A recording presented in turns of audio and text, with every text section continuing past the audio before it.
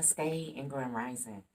Um, I just wanted to make a little video with you guys today to share some information about women's health.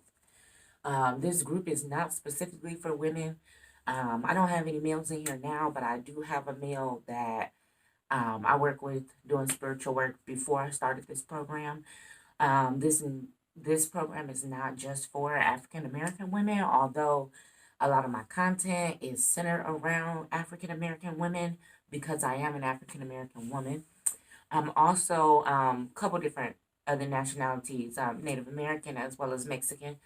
Um, so I just wanted to talk a little bit about women's health and why it's so important that we take on this journey of healing ourselves. So women's health can definitely be a difficult task to manage.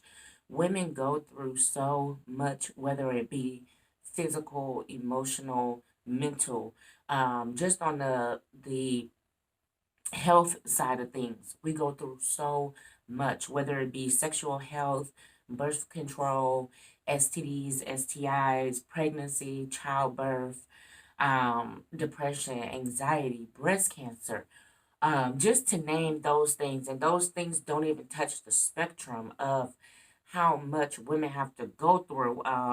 Endometriosis, just how much women have to go through. And yet, every day, we still need to show up and show out. Every day, we still need to wake up and put on our good face. Every day, we still need to take care of our children. Every day we still have to go to work. Every day these bills have to be paid. There are so many single mothers out here. Um, so much, so much, so much. So that's why it's very important to me that I share my knowledge with women in order for them to be able to make personal transformations. Because if you are not able to retrain your mind in a way where you put yourself first, and I hope you guys through my messages understand what I mean by being selfish, because all my life I looked at as being selfish as being a bad thing. I was told from the time that I was a little child that I was selfish. I'm a Libra, so yes, I am selfish. Um, but once I started my spiritual journey and I started taking back the power of that word, similar to me being a witch, once I started taking back the power of that word and what it meant to me, I truly was able to understand what being selfish is to me, putting myself first, filling up my cup first so that I'm able to fill up the cups of those around me. If your cup is not full, you have nothing to give into the cups of those around you. Therefore, I mean, I don't say what I was about to say, but therefore, you got a lot of work to do in order to be able to be the matriarch of yourself and of your family. Um, so just to talk a little bit about my story with women's health. So I already talked to you guys about how I've been struggling with anxiety and depression since I was a little girl. Um, I know I mentioned that I had a miscarriage. I've been struggling to try to get pregnant for, I can't even, it was such a hurtful situation that I can't even put a time frame on it.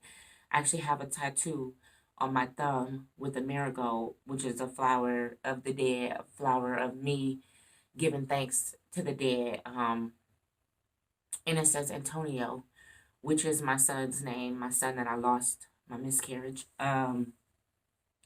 Women go through a lot. That miscarriage, I still struggle with it. I still struggle with it to this day. I still struggle with the fact that I have not been able to have children, and I'm pushing 30. And I know this is something that's extremely common.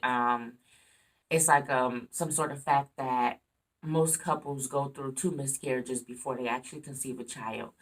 Um, I really hope for my sake and for everybody else's sake that that's not true in most situations, and that hopefully it could just be one or none, because it was a really traumatic experience for me. Um, Sexual health, STDs, STIs, we got to be extremely, extremely, extremely careful about the people that we sleep with, about even letting someone enter you in such a way, and not even what you're doing physically, but what you're doing to yourself mentally and emotionally.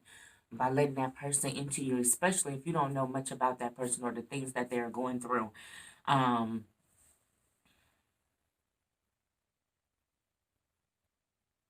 breast cancer. Breast cancer is huge, especially among African American women.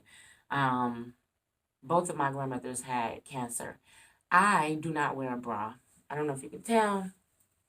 Um, I haven't worn a bra, and I don't even know how long now. At least 2 years.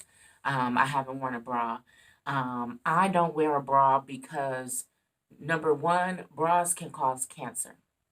Number two, um, again, I told you guys that at a point in my life, I was so uncomfortable. I started doing everything possible to regain my comfortability within myself, within my temple, whether it be, um, I didn't necessarily stop caring about the way that I looked. I just started caring about other things more, other things that were more important.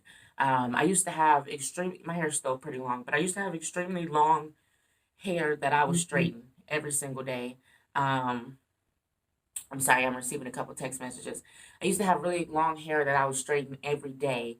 And it was always a problem for me. I was always in the mirror doing my hair, dyeing my hair, trying to look better, feeling insecure about the way I looked.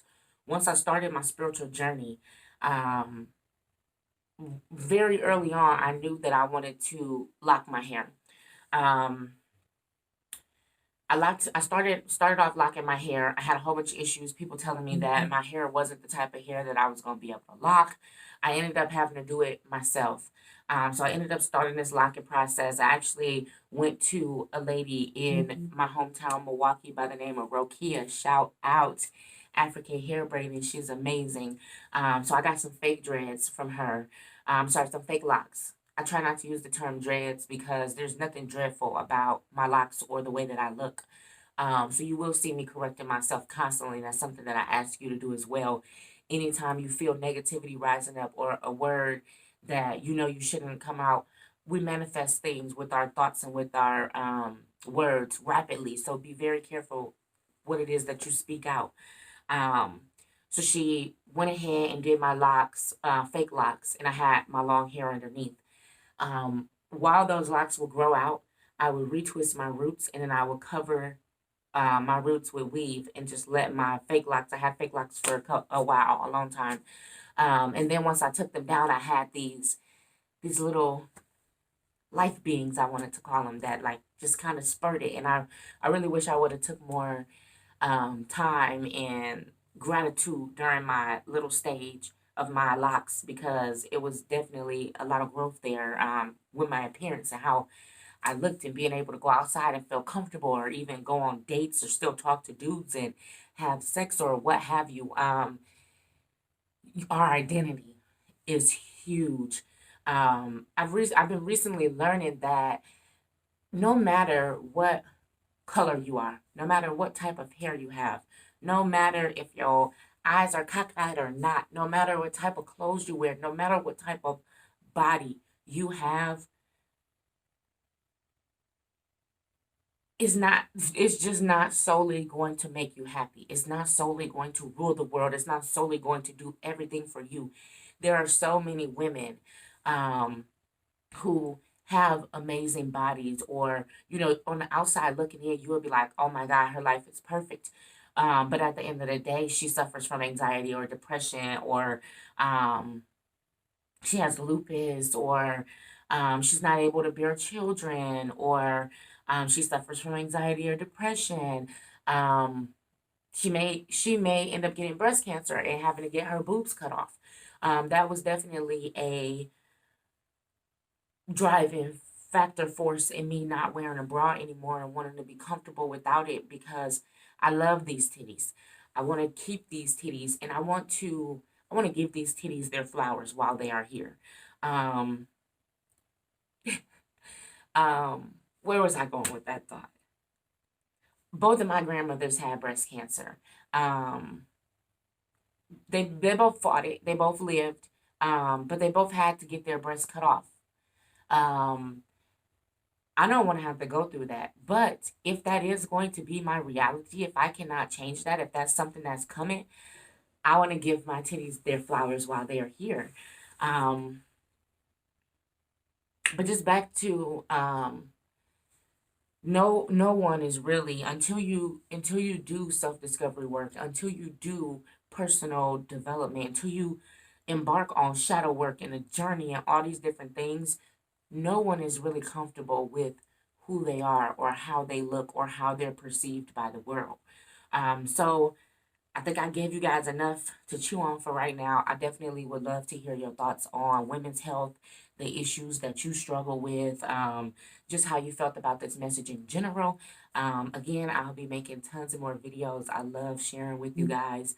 I hope you learned something today, and I hope you understand why it is so important for us to make these personal transformations, because it really will change your life. All right, I'll speak with you soon, guys. Namaste. Bless.